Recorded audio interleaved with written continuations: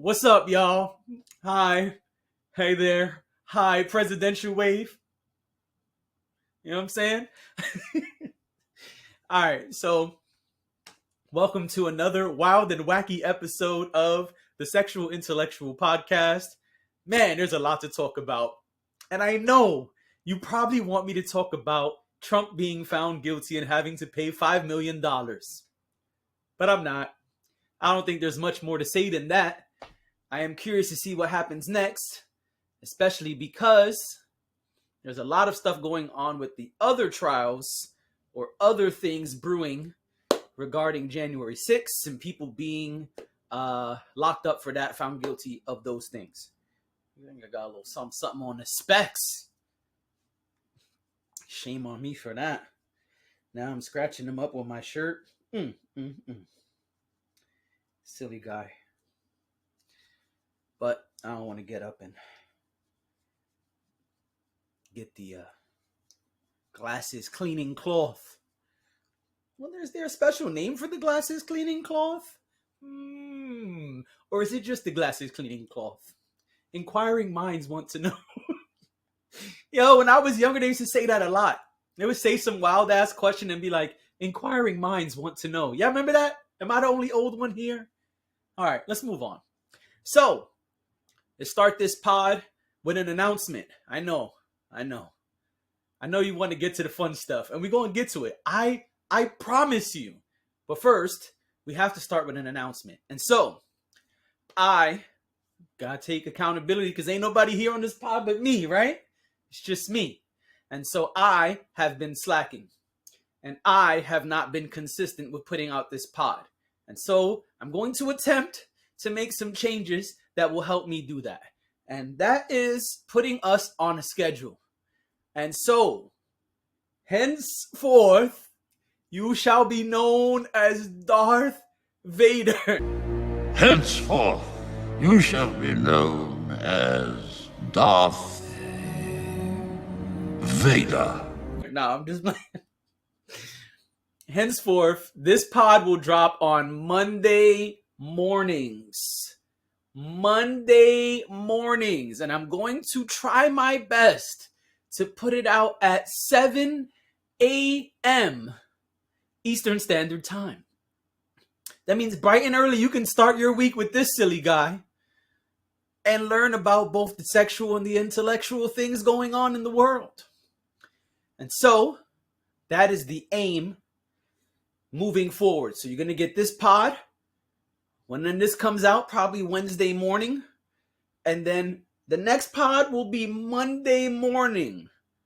Okay? And that's what we're trying to do from now on. Now, bear with me. It may not be 7 on the dizzy every time. I'm not good like Usher. It may not be 7 o'clock on the dot. I'm a drop top. It may not be that good. But that's what I'm going to try to do moving forward. Episode 34 and on, that's the goal. Okay? So bear with me. Now, there's some wild and wacky stuff going on. And so, I like to bring the internet stuff to the pod. And so, we have to talk about an orchestra. Oh, not just any orchestra, but an O at the orchestra.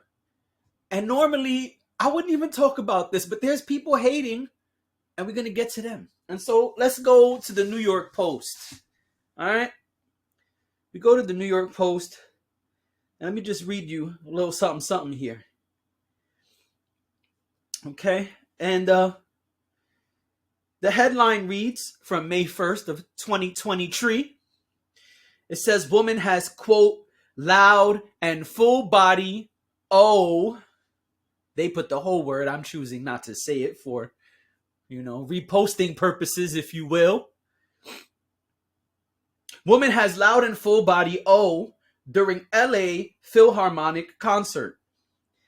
The ground really moved for one woman during the second movement of the LA Philharmonic's performance of Somebody's Fifth Symphony, when she experienced a, quote, loud and full body All right, so all throughout this article, they keep giving different people's accounts. This person sat over here and said, yes, it was. This person over there said, yes, it was. At one point, someone heard her boyfriend saying, hey, don't worry, just breathe. It's going to be okay. And so I thought that was cool, funny, whatever. But then there's an audio clip, y'all. That's right. There's an audio clip. And when we go to the audio clip link, it takes us to Twitter, where a tweet says, during so-and-so's Fifth Symphony at LA Philharmonic last night, apparently a woman had a full body O just from the music. It was, sorry, just a little something in the throat. It was recorded, and there's an audio clip here, y'all, and which I will play for you.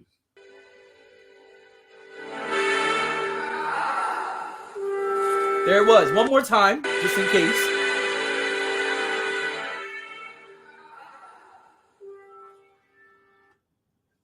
All right. Relax, Twitter, relax. And so there it is. And so all of that is fine and dandy. What's really interesting to me is people are in the comments of the tweet hating. Some people are saying there's no way it could be a full body O. That's not what a full body O sounds like. Instruments won't do that. And some other people are saying, well, perhaps there was a Bluetooth toy inserted and going off while the orchestra was doing their thing. And I think it's just funny that people are so concerned with whether this woman released or not. It begs the question, are you concerned with your woman releasing like that or not? Your partner releasing like that or not? Oh, sorry. I just think it's so funny. Okay, also, what I think is interesting is, yeah, it's very likely there was a Bluetooth toy. If this was, right, let's say we believe it, and the question is, well, how did they get that done in the middle of the orchestra? Because if this was a hands-on experience, then there would have been more people who probably saw a little something, or caught them in the act, or had a better idea of what was going on. Maybe. It's dark. People are focused on something over there. You don't really know. But it is possible they used the Bluetooth toy. Bluetooth toys is really what I wanted to talk about here. And so, yeah, I went all over the place to talk about Bluetooth toys. And people hating. Stop hating. Who cares if it was a full body O or not? If that was an O, that's all that matters. Don't hate. Don't be a hater. Kendrick Lamar said, if it ain't congratulations, then it's hating. Stop hating. Don't hate on the lady if she got to do her thing at the Philharmonic. Instead, try to figure out how you can go to the Philharmonic and get a good O off. And the Philharmonic should probably give them season tickets. Here's why. Think about the free promo they just got. A New York Post article, trending on Twitter, people debating, oh man, come on, the Philharmonic ain't been this hot in years. I'm kidding. It's sarcasm. I'm playing. I don't want no smoke with my listeners who enjoy the Philharmonic. But perhaps you want to take a Bluetooth toy with you next time. Yo, if I was somebody else, oh, is this crooked? I don't know. Yo, if I was somebody else, I would so be like, in fact, if you need a Bluetooth toy, you can hit the link in my bio and get your own Bluetooth toy. I ain't got a Bluetooth toy for y'all at the moment, but if you want one, I can recommend one. That I will say. Now, send me a DM and ask me what Bluetooth toy do I recommend for your next trip to the Philharmonic. Anyway, I just think it's interesting. It is easy to pull off if you have a Bluetooth toy. A lot of them, there's a remote control. Now you can even do it on your phone, all type of ups and downs and fun stuff. If you know, and you're watching this, you might have even caught a little chill, a little tingle, a little twinge. Just see me go like that on the phone because you know the vibes, quite literally. And so that's really it. People is really easy to accomplish. If it was an O, it's really easy to just have your Bluetooth toy in there, rocking out. while your partner is controlling it either with the remote, click, click, click, click, click, click, click, change, change, change, change, change, change, change, or with the cell phone, just got him. All right, that's probably gonna get flagged. I'm sorry, I've had too much fun. Now I need to sip it of water. Excuse me.